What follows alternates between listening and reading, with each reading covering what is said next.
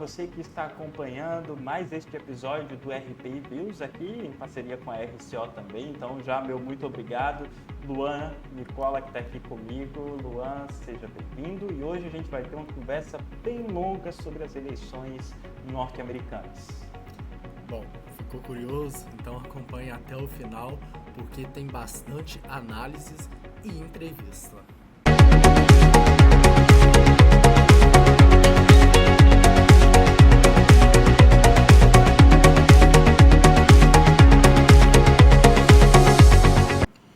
Bom, há 4 anos atrás, eu e o João Lucas, em transmissão simultânea pela RCO e pela RPI, mostramos a vitória de Joe Biden.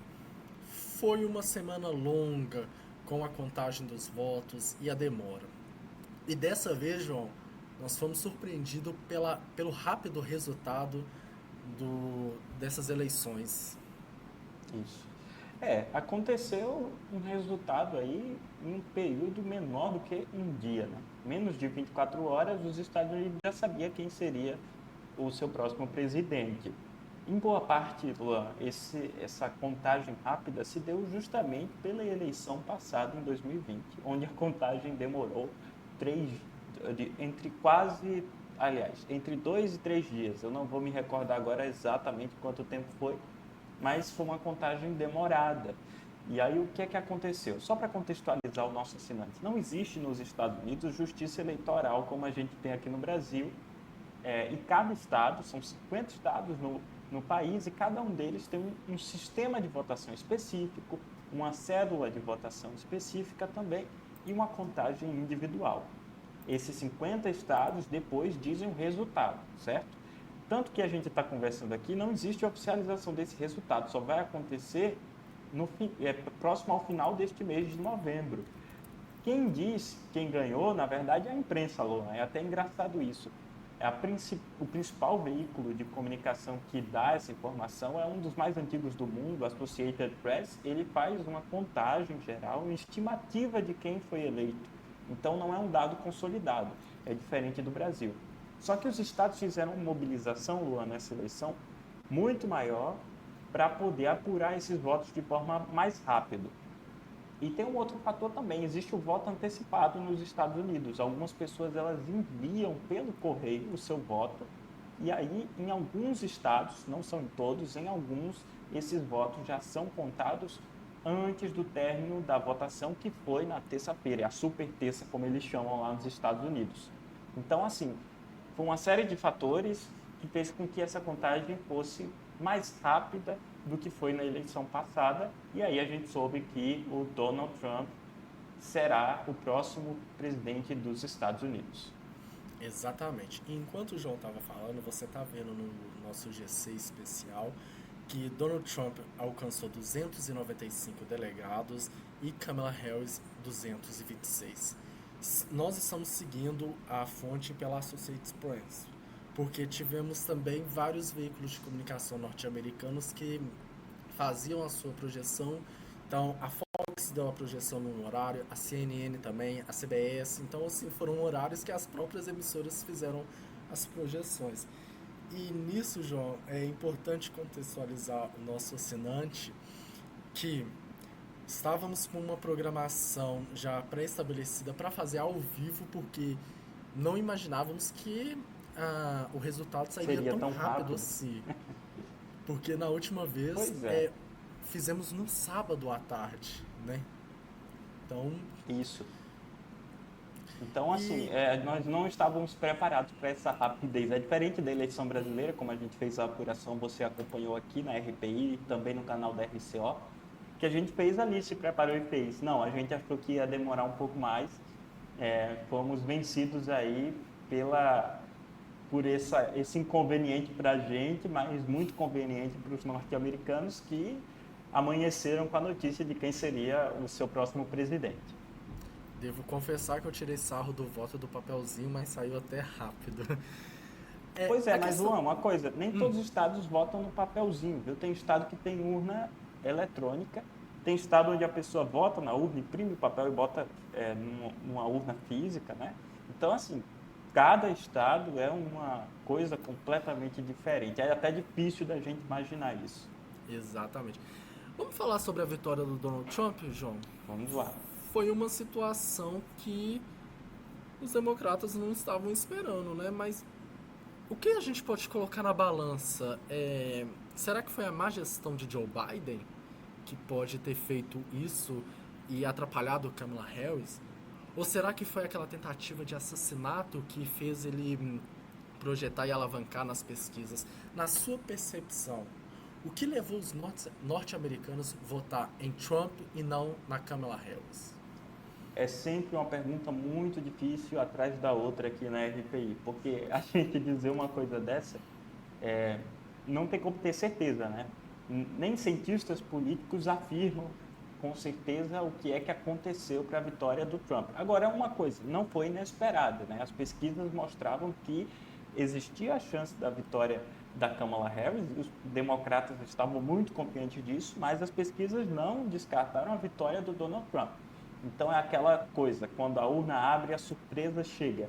Mas o que é interessante destacar nessa eleição, o voto latino, que virou, de certo modo, né, que na eleição de 2020, tanto pelas políticas de imigração do Donald Trump, quanto pelas falas que ele fez, esse voto acabou migrando do Donald Trump para o Joe Biden. E agora faz um caminho contrário, vai do Joe Biden para que seria a Kamala Harris, né, a candidata representando a gestão Biden, mas vai da Kamala Harris para o Donald Trump. Agora, por que isso aconteceu? Eu não faço ideia. Ainda precisamos ver com calma o que é que aconteceu para o voto latino migrar tanto para o Donald Trump, visto que as propostas dele para a imigração são ainda mais duras nessa campanha do que foram nas campanhas de 2020 e de 2016, quando ele foi eleito a primeira vez. Uma outra coisa muito importante é a economia, viu, Luan? A economia americana, que por mais que tenha crescido durante o governo Joe Biden, o poder de compra dos norte-americanos despencou, caiu e a inflação subiu dentro do país. Acho que em partes isso também pela política externa do governo Biden, com financiamento de guerras pelo mundo, né? Visto a guerra da Ucrânia e da Rússia, e também Israel e Palestina. Então, acho que a soma desses fatores, inclusive na campanha, foram as principais bandeiras do Donald Trump, a questão da guerra, vou até citar aqui para você, foi a política de imigração mais forte, a política econômica visando um protecionismo muito forte na economia americana, tentando frear essa inflação e aumentar o poder de compra, e o fim do financiamento de guerras pelo mundo. Então, essas foram as 3 bandeiras principais que alavancaram a campanha do Donald Trump. E sim, a questão do atentado que ele sofreu conta. A gente já viu isso acontecer em diversos locais do mundo, incluindo no Brasil. Jair Bolsonaro, depois que sofreu o atentado, teve um boom nas pesquisas. Atentados tendem a comover a população e comoção tende a ser convertida em voto. Isso acontece, às vezes em maior escala, às vezes em menor escala. Acho que, para o caso do Donald Trump, beneficiou a imagem dele, mas não foi necessariamente o fator decisivo dessa eleição. Exatamente. E o que nós podemos esperar em 2025, assim que ele tomar a posse, é a deportação em massa. Isso já é um de imigrantes sinal. ilegais, né? Exatamente. Só para ressaltar, ele fez no discurso da vitória dele, na quarta-feira, na madrugada da quarta-feira, ele falou que a deportação será de imigrantes ilegais. Ele deixou isso bem claro, porque ele quer dizer para os norte-americanos, se você está legalmente no país, você não vai ser deportado. Agora, aquela questão da imigração ilegal que acontece pelo México, essa sim é o foco dele, tá? Isso aí ele mudou um pouco, suavizou um pouco o discurso. Exatamente, eu só quero fazer uma pequena correção. Faltou a parte da deportação ilegal. Bom que o João Lucas é o meu companheiro de longos anos e me ajuda nessa situação. Uma situação também, João, que a gente tinha comentado com os nossos assinantes aqui mesmo no RPI Views, especial das eleições americanas, foi sobre a questão da idade de Joe Biden. Mas Donald Trump também vai ser um dos presidentes mais velhos da história. Isso. E, inclusive, a questão da idade do Donald Trump virou tema de campanha. Ele que batia tanto na tecla da idade do Joe Biden, depois virou ele a pessoa que estava sofrendo esses ataques. Porque, em certo momento da campanha, ele fez um discurso, não foi um discurso, na verdade, ele fez um comício onde ele ficou 1 hora dançando músicas de sua playlist pessoal, e aí as pessoas começaram a questionar. Ele já tem uma idade avançada, vai terminar o mandato daqui a 4 anos, e já vai ser um idoso com uma idade mais avançada, né? Acredito que ele vai estar próximo à idade do Joe Biden ao fim do mandato, daqui a 4 anos. Inclusive, ainda bem que ele não é dançarino profissional, porque é uma situação.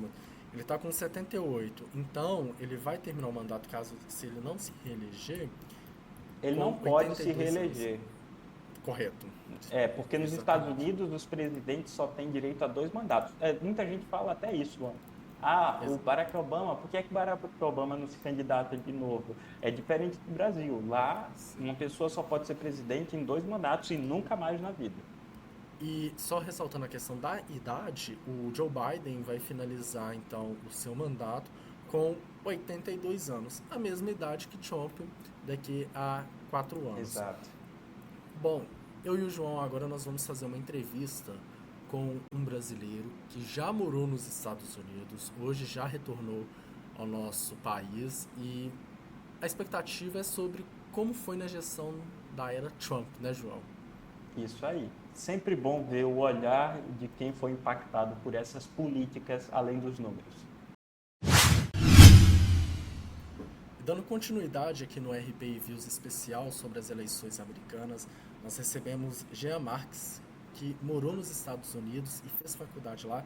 Ele é formado em PhD em Engenharia Aeroespacial na Universidade Oakland. Jean, seja bem-vindo aqui ao RPI Views. Muito obrigado. Jean, eu queria começar com a primeira pergunta, como você descreveria o clima social e político nos Estados Unidos durante o mandato do Donald Trump, quando você morou lá? Eu tinha uma percepção que era um clima meio dividido, assim, sabe? Lembrava um pouco como a gente viu aqui no Brasil, né? A questão de divisão da esquerda e direita. Acho que lá também teve um pouco disso. Eu morava no estado, né, da Califórnia, que é um estado extremamente democrata, né? A maioria esmagadora da população é democrata. Mas eu tive também a experiência de morar na Flórida, que era um estado que é muito dividido, né? O pessoal da Flórida até brinca que se eles tiverem que escolher entre um sorvete ou um tiro na mão, vai dar assim, 50% dos votos para cada lado. E é difícil explicar, ou prever o que vai acontecer na Flórida. Na Flórida eu senti um pouco dessa divisão, assim, até mesmo entre as pessoas que eu conhecia, né? Tinha alguns que eram mais democratas, mais republicanos. Na época da eleição do Trump, era o final do governo Obama, eu até conheci algumas pessoas que comentavam comigo, assim, ficaram extremamente tristes, né, assim, por semanas quando o Trump foi eleito, estavam decepcionadas, com o que tinha acontecido.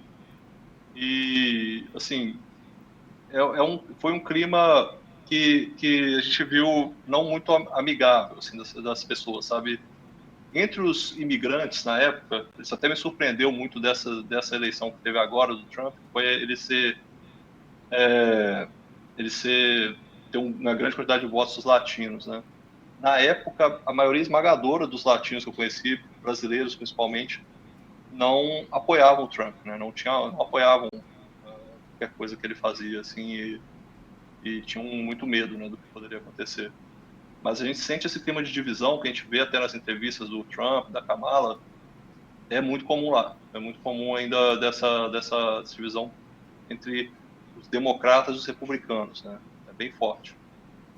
Olá, Jean. É um prazer receber você aqui também. Você estava falando sobre a política de imigração. Eu queria perguntar a você em relação a isso, né? Como um brasileiro, qual foi a percepção que você teve também em relação a essas políticas do governo Trump? Você citou uma coisa muito interessante.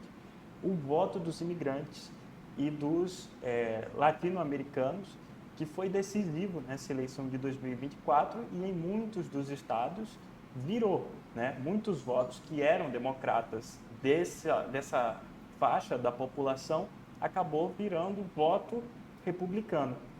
Você acha que o que aconteceu, né? Porque a política de imigração talvez seja uma das principais bandeiras do Donald Trump nos Estados Unidos, que impacta diretamente essas comunidades, até pela sua origem social e histórica, mas pelo que a gente nota dos resultados desta eleição, é um voto que acabou indo para ele. Olha, para ser honesto, me surpreendeu muito assim, esses votos latinos que ele teve nessa parte agora. Eu acho que alguns dos latinos que eu conheço que estão lá ainda estão tentando entender ainda por que isso aconteceu, sabe? É meio engraçado até assim a questão da deportação, porque o Trump ele fala ativamente, né, e dá mais entrevistas falando a questão de deportar os imigrantes, os imigrantes ilegais, mas o governo tanto do Obama, né, quanto do Biden também fez muita deportação, né, porque é uma bandeira que não era muito falada por eles, assim, eles não comentam. Se eu não me engano, até o primeiro governo o segundo governo Obama deportou mais gente do que o governo do Trump. É até engraçado isso, né? Mas eu tenho que conferir esse dado, tá? Eu acho que eu lembro de ter visto num jornal, alguma coisa que eu estava lá fora. Mas as ações do Trump elas eram muito mais diretas. Uma coisa que eu lembro quando eu estava lá, e foi justamente na época da Covid, né? O que o Trump fez na época da Covid ficou muito marcado. Acho, né? Pelo menos quando eu ainda estava lá, eu via isso muito na população. As coisas que foram impactos negativos, né, do Trump na época da Covid. Um desses impactos foi justamente os estudantes. Os estudantes, né, que são imigrantes, que estão indo para lá, igual eu fui, né, fazer estudar doutorado, mestrado ou graduação, eles têm uma certa vinculação. Assim, você tem que fazer um número de horas aula, sabe? Por semestre, ou por bimestre, ou por quarto e tal. Você tem que fazer um certo número de horas aula, você tem que estar vinculado à universidade. Se você não fizer isso, você pode ser deportado, você perde o direito legal de estar lá. E na época da Covid, ocorreu aquele negócio de ter que trabalhar de casa, né? Ou não ter aula e ter aula só online. O Trump, na época, ele inventou um negócio, né, de falar que se os alunos... Ele queria muito que as pessoas voltassem ao presencial, né? Ele estava meio anti-vax, assim, né? Nessa época, anti-ciência e tal. Ele queria que as pessoas voltassem meio forçadamente a ir para a universidade. Então, ele lançou uma regra de que as pessoas que eram alunos que não estivessem fazendo matéria presencial não ia contar dessas horas aula. Isso botava todo mundo em risco, porque nenhuma universidade estava tendo mais hora presencial. Se os alunos não podiam fazer aula presencial, eles iam ser deportados, todos, incluindo eu. Eu estava lá na época, né? Então foi uma ação muito efetiva que ele fez e que feriu muito todo mundo que era aluno de pós-graduação, que a maioria esmagadora dos alunos de pós-graduação nos Estados Unidos é de imigrantes, principalmente da China, da Índia, né? Fornecem muitos alunos para lá. Quando o Trump saiu com essa proposta e quase passou, né? Ela atacou muito a gente ficou inseguro, assim, a gente ficou com a sensação de que qualquer hora ia ser deportado, porque não tinha como você fazer nada presencial e ele forçava, por aquela medida dele, as pessoas a voltarem ao presencial. Então essa técnica dele era mais incisiva. As táticas dele são um pouco mais até midiáticas. A dele não foi para frente, nesse caso não foi para frente porque as universidades todas entraram com processos legais, falando que não ia fazer. A própria universidade que eu estava inventou na época uma disciplina que chamava de estudos diretos, que não significava nada, mas era como se você tivesse que ir à universidade uma vez por quarter, né? Quarter são dois semestres. Uma vez por quarter tinha que ir na universidade, que ninguém ia também, mas contava como se fosse uma matéria presencial. E aí, para engambelar, para ninguém precisar ir na faculdade e poder poder manter o direito legal de estar nos Estados Unidos. Mas tiveram que fazer isso, sabe? Vários departamentos fizeram isso, fizeram coisas assim para tentar passar por fora. E essas coisas do Trump, por elas serem mais midiáticas mesmo, aparecer na mídia, o pessoal discutir, virar assunto, elas entram mais no imaginário da população também. Porque o pessoal que está lá que é americano, né, o que é cidadão americano, eles começam a tratar mal quem é imigrante. Assim, uma amiga minha que era de ascendência mexicana, mas ela mesmo era americana, nascida lá, cidadã americana, Ela contava, assim, que ela chegava num estacionamento uma vez, uma mulher gritou com ela, mandou ela volta para sua casa, assim, porque essas coisas entram na cabeça das pessoas, se fosse um direito, né, de estar lá. E, e foi muito estranho, assim, você vê assim, todas essas coisas acontecendo, e os latinos sentem muito isso, você vê que com isso ainda voltou, né, com latinos votando pro Trump de novo, assim. Uma das explicações que as pessoas falam para esse aumento do voto no Trump é um pouco da falta de união da comunidade latina lá fora, sabe?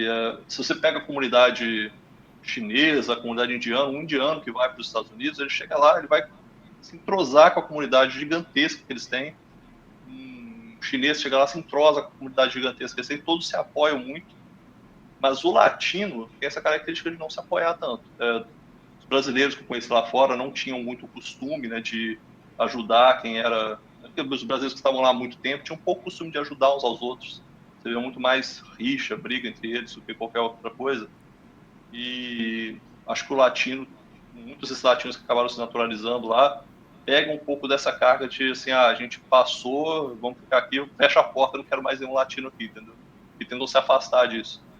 Era muito comum ver os latinos lá com poucos amigos latinos, sabe? Eles não gostavam de estar entre eles.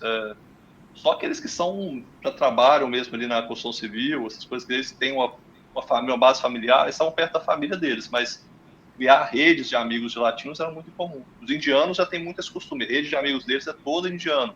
Chinês também, outras nacionalidades também, os europeus são muito unidos de várias formas. Os latinos eram muito pouco, então é sempre muito mais difícil, né, você criar uma rede de apoio, como se não quisessem se unir. Como se eu resolvi o meu problema, já sou nacionalizado, você que não resolveu, você que se lasca para lá e o meu está resolvido, sabe? Eu acho que esse pensamento, que era muito comum da comunidade latina, se refletiu um pouco nessa eleição, sabe? Eu já estou aqui, já sou legal, quem é ilegal que se lasque para lá e não estou interessado. E, Jean, quando você foi estudar aí nos Estados Unidos, você foi em qual ano? Eu fui no ano de 2018, no mês de 2018. Sim. Na época E, já era o primeiro mandato do Trump, né? E o Biden foi eleito em 2020. e para você, quais que foram os maiores desafios como brasileiro durante a gestão do Donald Trump? Esse que eu citei, dessa questão da imigração, que ele plantou aquela lei, né, de tirar as horas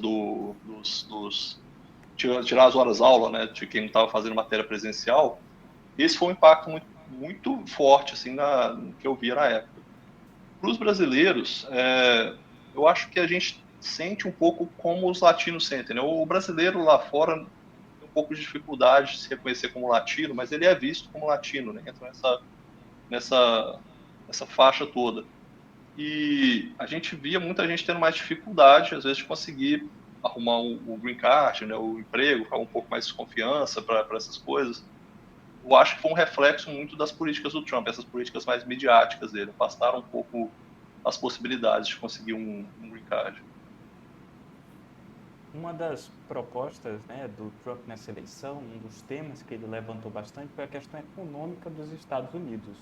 A gente sabe que os Estados Unidos vêm sofrendo há um certo tempo com problemas na economia interna e ele tem uma visão bem protecionista, incluindo a valorização do mercado interno e a taxação de produtos importados.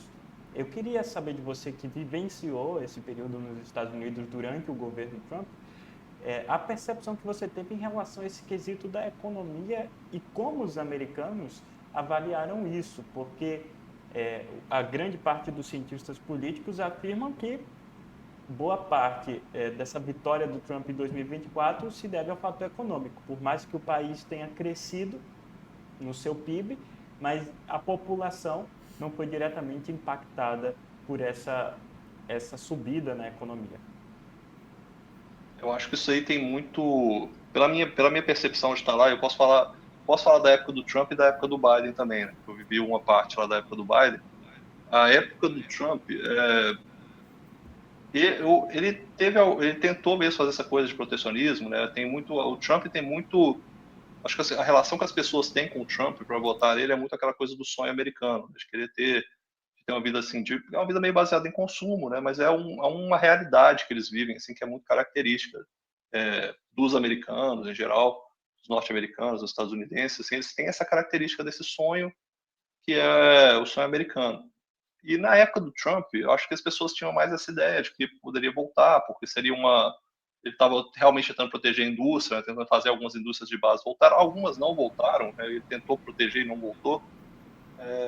Mas na época que foi do Biden, eu acho que isso tem um ponto que é importante, pode pegar na eleição, pode ter pegado na eleição, é que realmente as pessoas começaram a ver inflação nos Estados Unidos. E lá isso é uma coisa muito incomum. Assim, realmente você não percebe a inflação.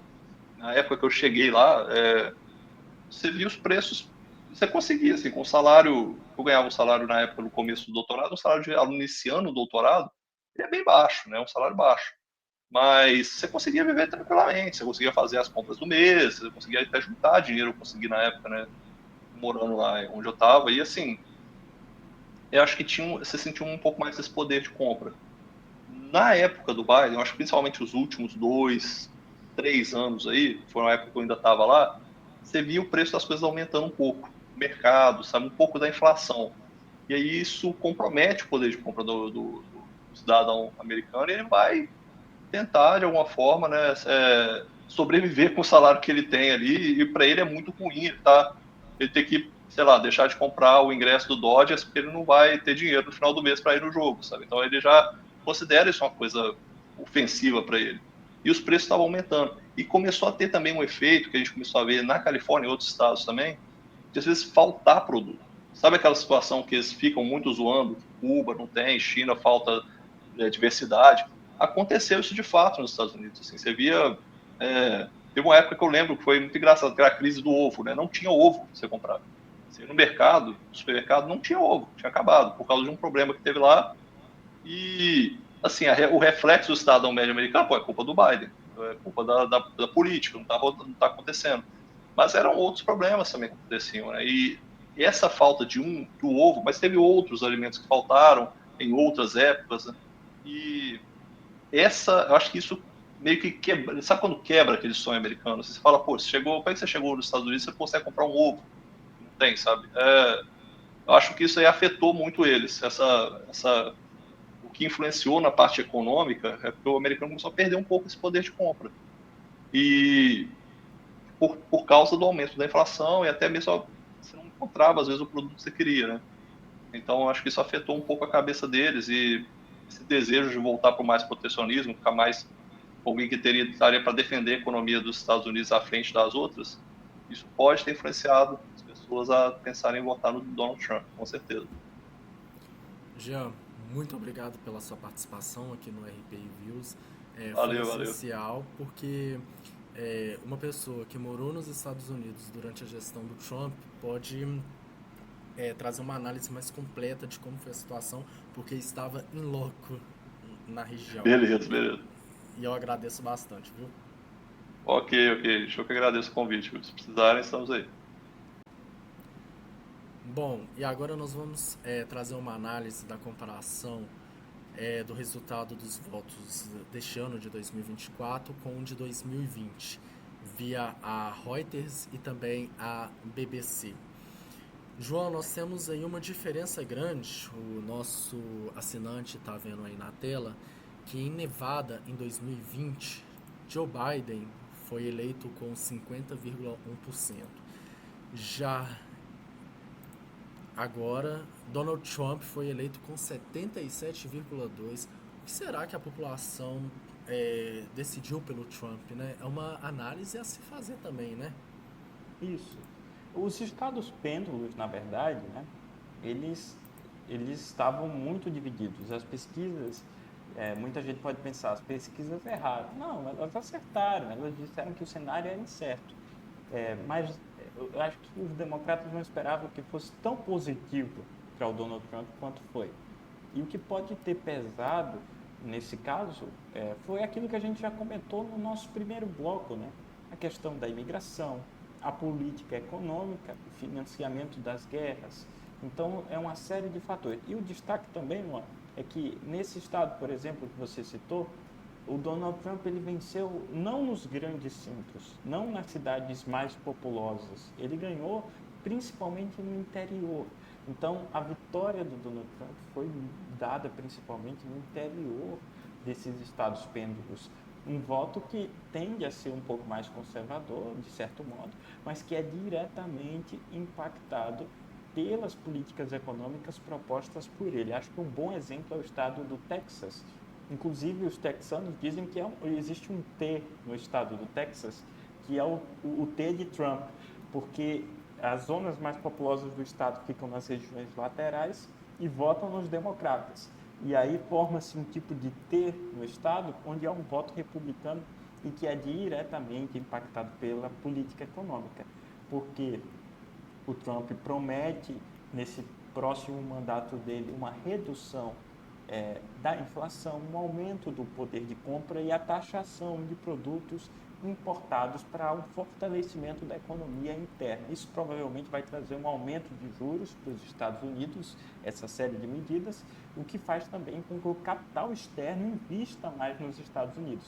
Haja uma fuga do capital externo dos países em desenvolvimento, como é o caso do Brasil, e uma aplicação nos Estados Unidos.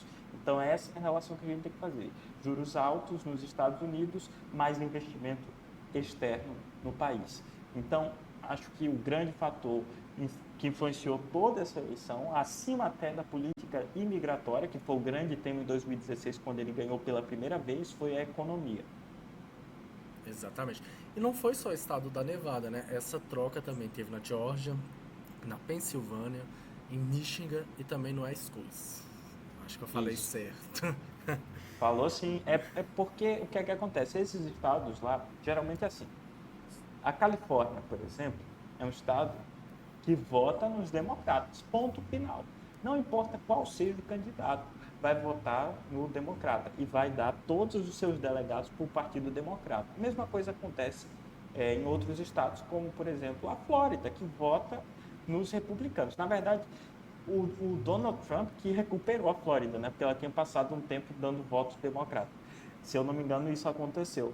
Mas o que a gente pode entender é que o mapa dos Estados Unidos, com 50 estados, a grande parte deles são estados fechados. Eles votam sempre no mesmo partido.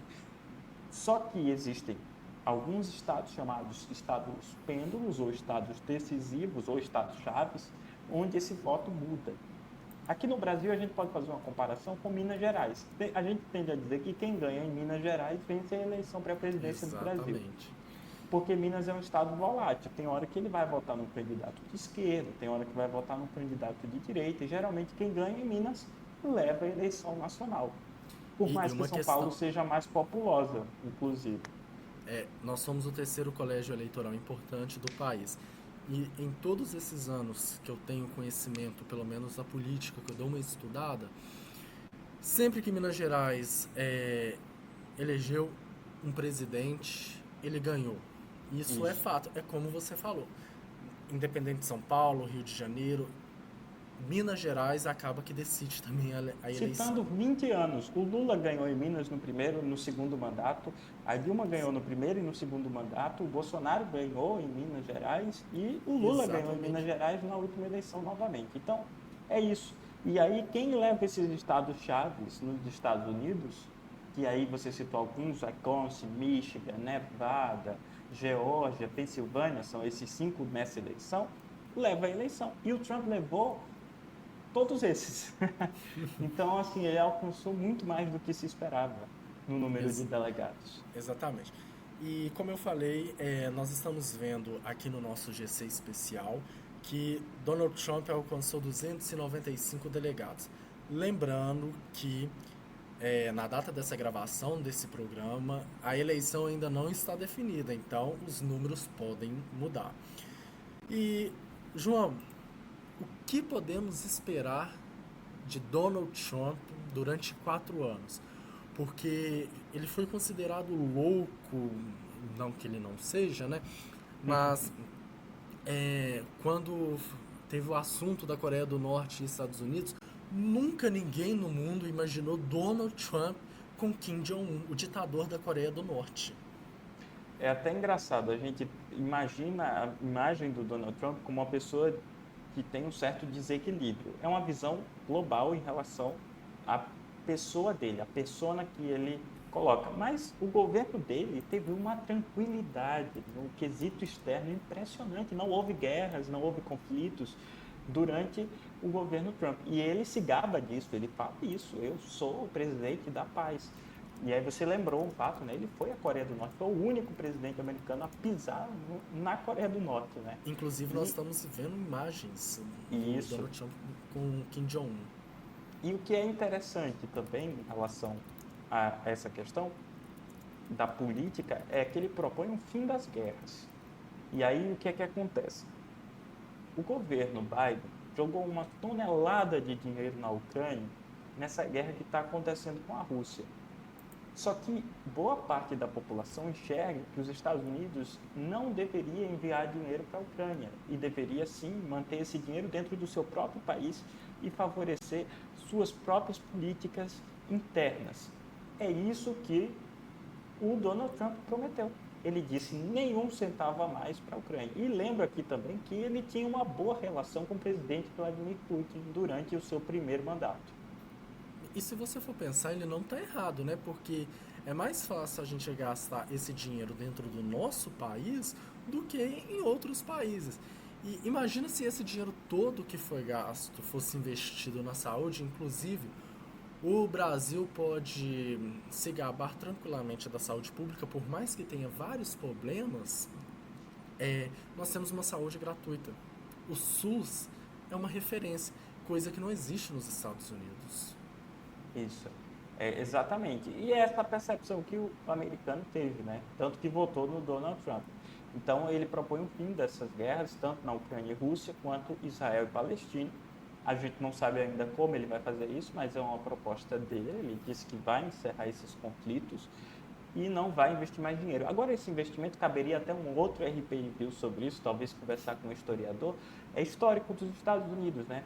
Tem mais a ver com influência estratégica na política externa do que necessariamente ganhar dinheiro. Então, é meio que gastar para poder ter poder, né? Ficou até engraçada a frase, poder ter poder. Exatamente. É mostrar que tem o poder de controlar o mundo como bem entender. Isso. Isso vem desde o plano Marshall, né? Cabe aí uma análise histórica bem profunda. Mas o que é importante destacar é que, nesse momento, o americano está indo contrário a isso. Ele não quer guerra, ele quer que o dinheiro fique nos Estados Unidos e que isso se encerre. Então, é uma das propostas dele. Outra questão, como eu já falei, é a política econômica. Uma política econômica que eu já expliquei anteriormente, não vou repetir para ficar muito cansativo, mas que visa o quê? O fortalecimento da economia interna e possivelmente o detrimento de outras economias com isso. Agora, uma coisa que eu ainda não falei e eu gostaria de destacar, Luan, é a proposta dele de quê? De taxação de 100% para os países que abandonarem o dólar como moeda de câmbio, que tem todo a ver com o Brasil e talvez você que está assistindo se pergunte por que a gente está aqui há 40 minutos conversando em relação às eleições americanas.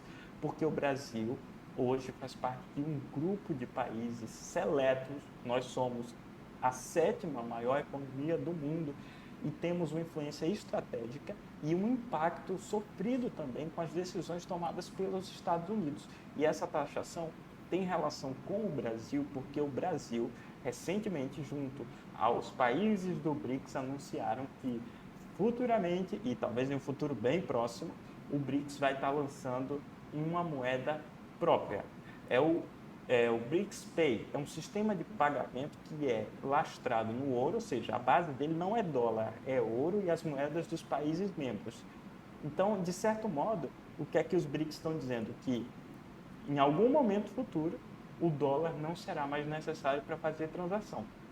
Se isso acontecer, é um golpe muito forte na economia dos Estados Unidos lá. E o Trump está ameaçando que quem fizer isso vai ser taxado em 100%. E aí, cabe a gente prestar atenção, porque os Estados Unidos é nosso segundo maior parceiro comercial, somente atrás da China, e é o país que mais investe dinheiro no Brasil hoje. Resumindo o que o João Lucas falou, os Estados Unidos está com um medo tremendo do dólar ser desvalorizado, porque dólar desvalorizado, inflação vai crescer nos Estados Unidos, vai gerar uma crise, e aí, meu amigo, nós vamos ter a pior crise do que foi em 29. Então, Isso aí. aí fica E puxado. só para fechar, o último fator também é a política de imigração, que a gente já citou aqui anteriormente. Ele quer a deportação de imigrantes ilegais, o fortalecimento da fronteira com o México e o fim do tráfico de drogas por essa fronteira.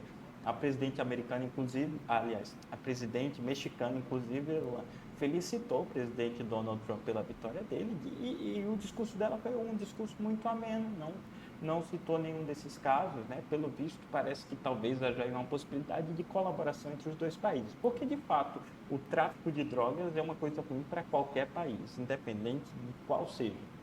Exatamente. E para finalizar aqui, eu acho que o que o Donald Trump não deve ter gostado muito durante a gestão Biden foi a saída da tropa americana no Afeganistão, né? Isso mostrou que a tropa seria fraca aos olhos do novo presidente eleito.